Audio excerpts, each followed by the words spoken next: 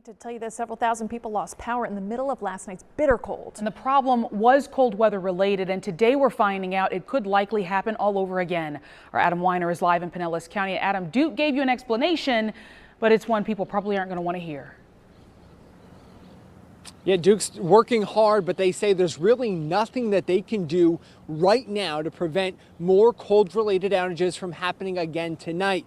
And as you can imagine, that leaves these Duke Energy customers here in St. Pete scratching their heads, and it's really not sitting well with them. Cold, it's kind of intolerable when you got 4 kids trying to stay warm as well. So How many blankets does that take? it takes a few. Kim Marie DeJesus was one of many people in Pinellas County who went several hours without electricity this morning. My mom woke up and said that she got a message that in our area that our address was affected.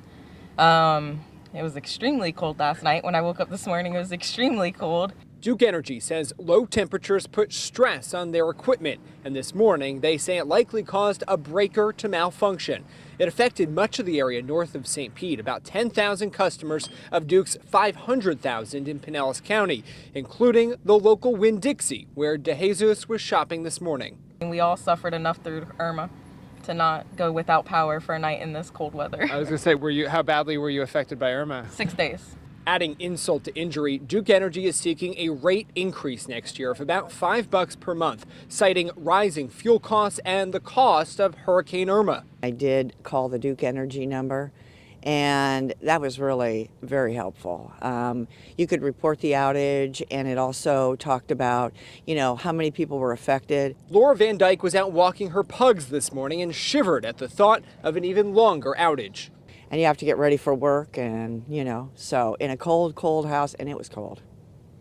Our house was cold.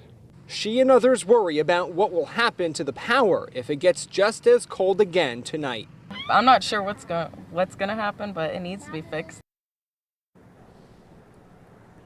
Now, Duke Energy did work pretty quickly this morning. They got what was about 10,000 customers without power down to less than 100 as of right now. If your power goes off, you are asked to report it. That number you heard about where you can report it, that is 800-228-8485. That's Duke Energy's number. They want you to contact them if there's an outage. Again, that's 800-228-8485. Live here in St. Pete, Adam Weiner, ABC Action News for the Now Tampa Bay. Back to you.